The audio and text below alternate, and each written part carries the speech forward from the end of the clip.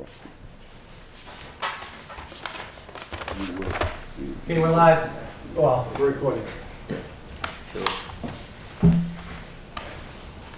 said good morning, Herb.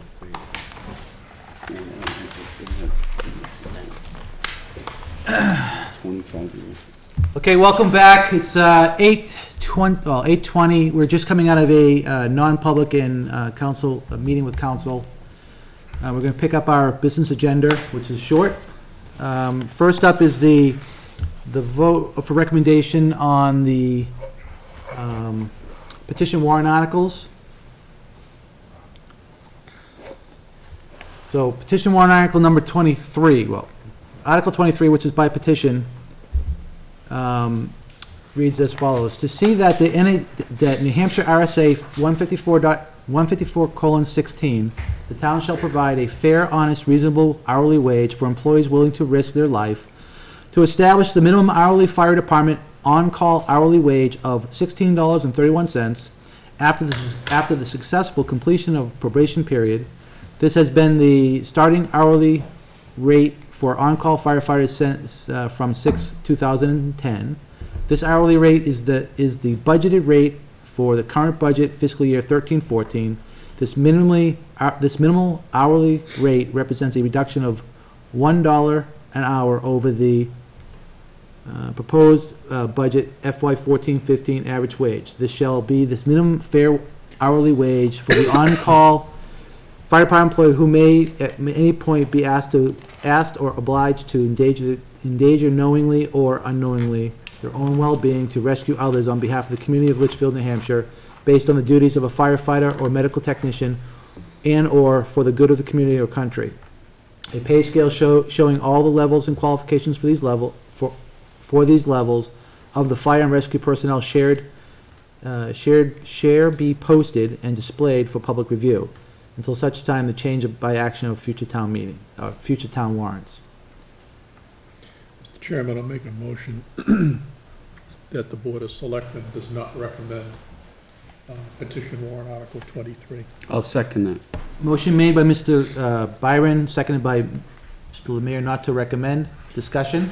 Can you, maybe Mr. Hoke can suggest, or the chief who's with us as well, potentially what the cost would be, or a rough estimate of the cost on this? Because this changes the whole salary structure that the chief had proposed to the Board of Selectmen back in April, was it, Chief? March of 2013. And therefore, by shifting this and everybody going to a level of 1631, there's going to be a fiscal impact. If we had an estimate of how much, that would be very beneficial. Money speaks. Yeah, it is. I mean, one thing, and I'm killing time while I can get you in the ballpark for a number, but That's fine. there's no appropriation, so therefore it's going to be rather challenging for you to fulfill the obligation of this. No, and that's part of the issue that I have with this, is the article does not appropriate the money to pay for this. Right. And therefore, it has to come out of other areas of the budget. So what I'm trying to understand is, what's the impact going to be to, the 2014 budget? Or, and I know you can't get it exact, but, rough is fine. The other thing it also misrepresents the current, the budget proposal. The budget does not have a $17.31 increase in it. No, the 1750 we use in our calculation is a hybrid average because we have a blended rate, right? 1632, but depending on if we have lieutenants or deputies who's there, that's our It's a best blended rate. estimate. It's a blended rate used for the response for a Pacific call, which we measure at 600 calls per year. And unfortunately, the FY year thing is probably going to be confusing some voters. We don't operate on a fiscal year that spans 2 years. Right. On the one item in training wages, so this is sort of quick and dirty, one number. And those detail lines we use, we budgeted for 5 members, 200 hours each at $10 an hour. So if I add 631 to that, that's $6,300. That does not include any hours that are In response. call service at any other call hours. That's purely the training line. So you're probably in the $10,000 range. And Mr. Chairman, I'm concerned that this article would negate the pay plan that the chief and his command staff presented to this board earlier in the year that pays commensurate upon training and experience. So that's the reason I will vote not to recommend. Mr. Byron? Yeah, there was a value, Jason, of 1632, which is, I thought, we discussed at one point. Is that number 1632 a loaded number? By that I mean, is it loaded with any benefits or any? No, it's it's the call, The rate they are paid per hour. that's the rate they're paid per No hour. benefits included. Okay, that's what I wanted to know. Plus Right, benefits. right, No so, benefits. No. no. Well, there are to the extent of workers' comp, Insurance. social Yeah, security, yeah. those, Yeah. but no, there's not your health But care. that's deducted out. What I was trying to figure out is if somebody's salary is $16 an hour, they're actually getting more than that in benefits on top of it. Right, well, I you're, wanted to find out, because Yep. if that takes everything down, then it's even worse. no, that's the actual rate that they are paid and have been since, I guess, 2010. 2010. Right. I think, I'll speak to a couple of things. Because I can't come up with a number, and my gut tells me that Jason's number he just put out is on the conservative side.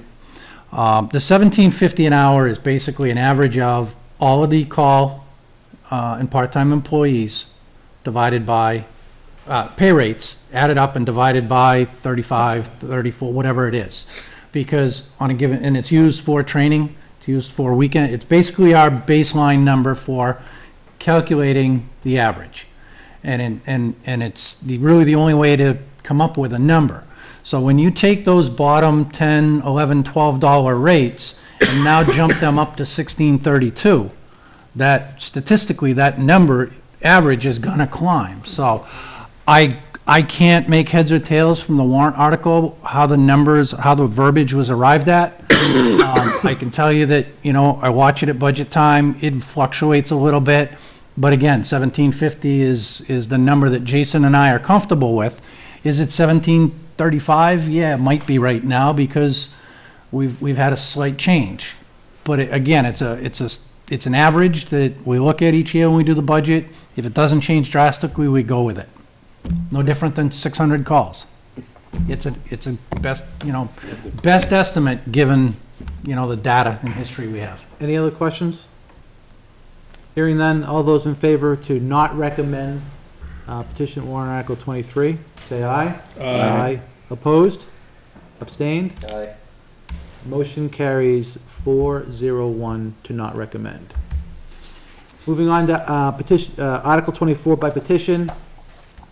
And I apologize ahead of time, it's been a long day. To see that in conjunction with New Hampshire RSA 154, that the town will protect the safety and welfare of on-call fire department personnel and to future raise and appropriate the sum of $3,700, which represents a health and accident insurance policy program that covers approximately 37 on-call fire department personnel who are not union and not regular part-time town employees or otherwise under contract or of a bargaining unit. The town shall maintain this type of health and accident insurance policy program with the same provisions and limitations as current provider health and accident insurance policy program the town has contributed for the last 3 years, until such time as changed by the action of future town warrants, period. $3,354 of this sum is included in the current town budget for this purpose. The remaining $346 is an estimate 10% increase over current budget, current provided death or impalement insurance to the level up to $100,000 will be provided if a member should be killed or impaired in the performance of their duties or volunteering for the community. Current provided income insurance to the level up to $400 a week will be provided if a member should be injured in the performance of their duty or volunteering for the community to make up for wages lost in regular income. I apologize ahead of time again. Mr. Chairman, I'll make a motion for the Board of Selectmen do not recommend petition warrant Article 24. Second. Motion not to recommend made by Mr. Byron, seconded by Mr. Lemire. Discussion. My concern, Mr. Chairman, and I think that, excuse me, is the same concern that's been expressed by the Budget Committee, is that if this warrant article were to go to the voters as written, first off, there is a risk and a hazard that the insurance that is currently purchased to cover our firefighters, and which has been purchased since 2001, each and every year to cover the firefighters, would therefore not be able to be purchased by the town. I, as a selectman, believe that if people are risking their lives and putting their health on the line for the town of Litchfield, that we owe them the insurance necessary to give them some level of protection and going forward. And I think that this warrant article potentially could jeopardize that. So for that reason, I don't feel comfortable that we as a board should recommend this article. I agree. At the budget hearing, I made a similar statement that, you know, this board and I personally believe that we should be providing this benefit to the firefighters of this community because they are and potentially could be endangered, and this is a way to give them a safety net for their families and themselves. So yeah, I can't recommend it in the way it's written today. Any discussion? Hearing none to, all those in favor to not recommend the warrant, please say aye. Aye. Opposed? Abstain? Aye. Motion carries to not recommend the warrant as written, 4-0-1. Yeah, and you realize that I have to transpose these then to say 041 is not recommended, so. The motion So is I made to am not hearing your recommend. motion, it is being reflected slightly differently on this sheet. So, All right, next, last petition warrant article, Article 25, by petition, to see that with RSA 154:1, the town will direct the Board of Selectmen to set and post the mission and hours needed of the fire chief to lead, teach, and train the on-call members of the fire department in the current arts and skill of fire, emergency medicine, and rescue operations. The fire chief shall establish, post, and maintain a fire department mission statement. The fire chief shall work no less than a yearly average of 32 hours per week, excluding vacation and excused absentees. The fire chief will post and maintain regular business hours. The fire chief shall follow town policy, state and federal laws, and standards in the creation of and applications of any rules and regulations she or he should adopt or create. The fire chief shall not impose any minimum performance standard on any on-call individual, the fire department, on any on-call individual that the fire chief cannot meet or otherwise be fairly applied to all on-call employees. Mr. Chairman, I'll move that the Board of Selectmen not recommend this article. Motion to not recommend, do I have a second? I'll second it, Mr. Chairman. Motion made by Mr. Lemire, seconded by Mr. Byron, to not recommend. Discussion. Mr. Chairman, on the advice of council,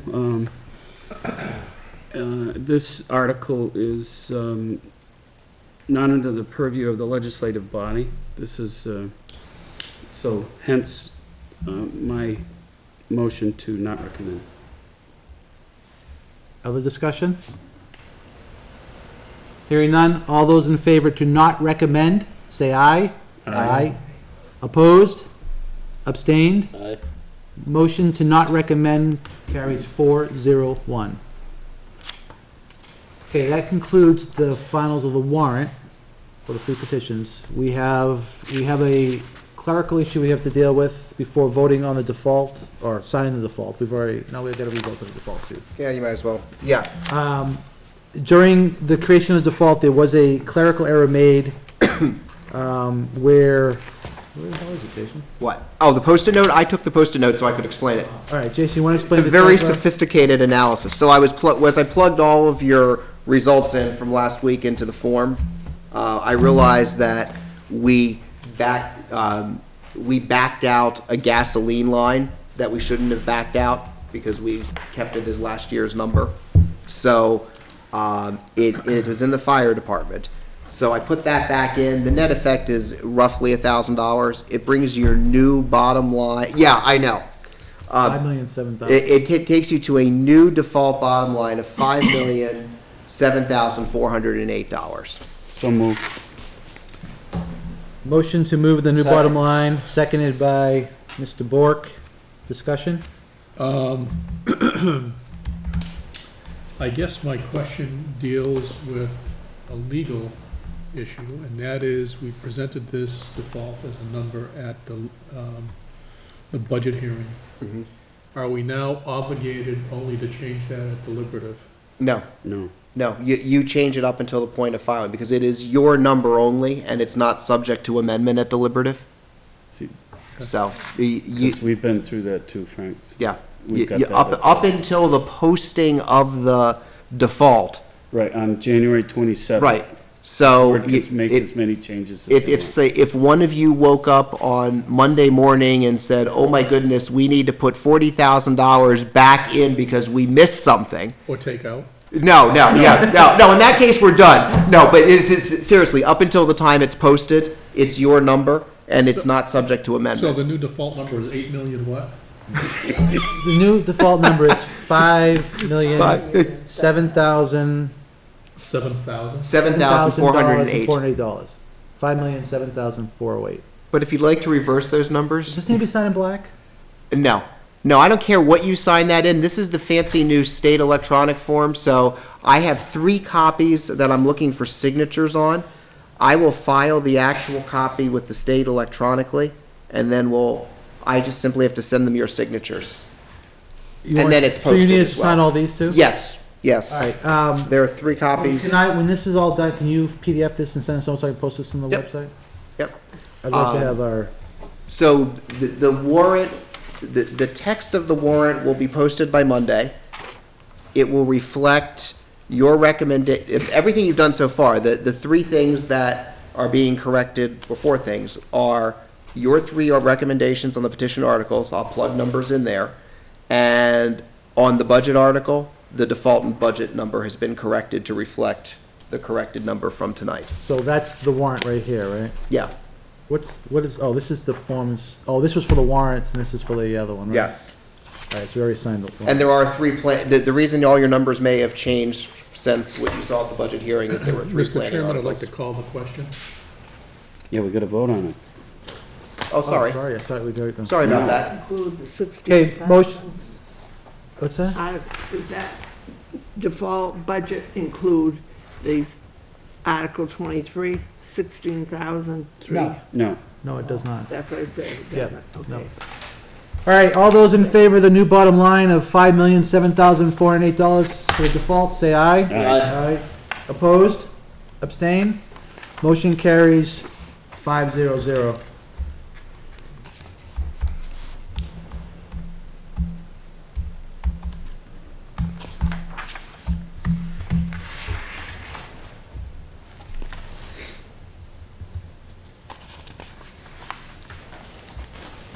You don't have the 3rd selectman on it, because you're gonna have, oh yeah, you're 2 for your 3, yeah, I'm sorry.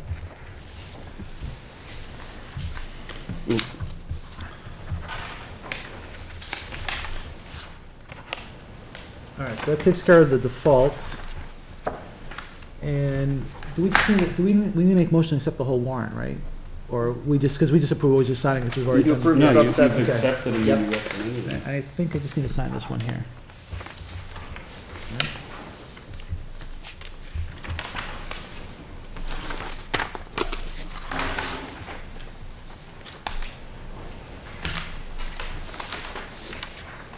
Somebody want that? And shredded or? Yeah, I can throw it back in the bin. Give me the binder clip though, because I don't have the office supply line, so. When it's red, it's a fire. Of course. It fits the department too. Look at that. All right, that takes care of all that. I do want to make one announcement. If people have been following the warrant posting, you'll notice that there is additional seat for the Board of Selectmen for a 1-year term. Mrs. Jewett has announced her intent to step down at a town meeting. I won't go into all the details about it, but at this point, I think Pat has decided to look after herself and take a little bit of a break and focus on herself for a little while. I personally will miss her. She has served 27-plus years in this community in some form or fashion, and there's not many I can point to have done the same thing. She's been a consistent figure within town politics and just the community at large. So Pat, I want to thank you for all your service. Welcome.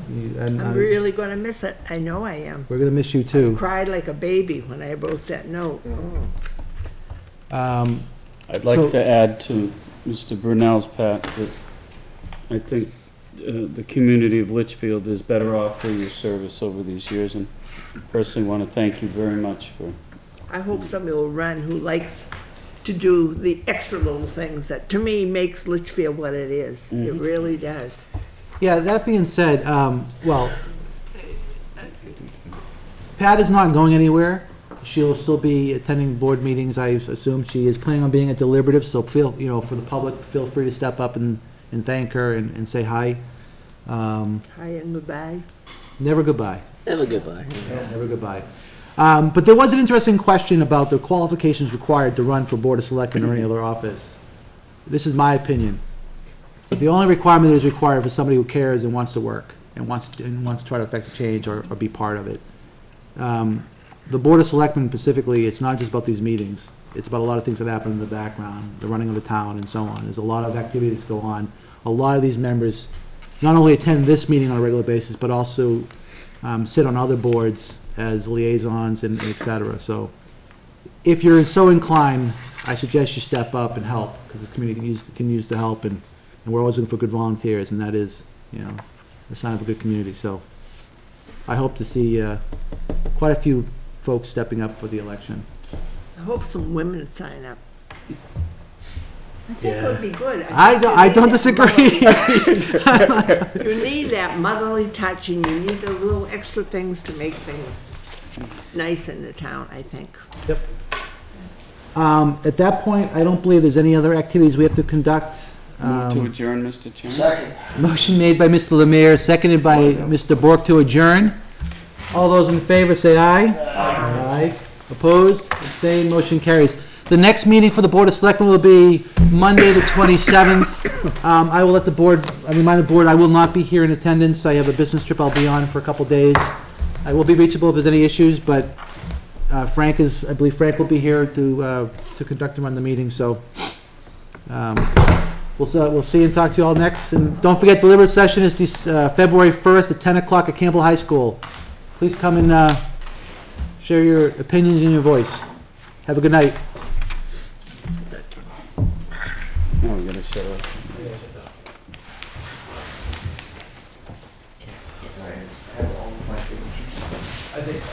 Just make sure you got them all. Yep.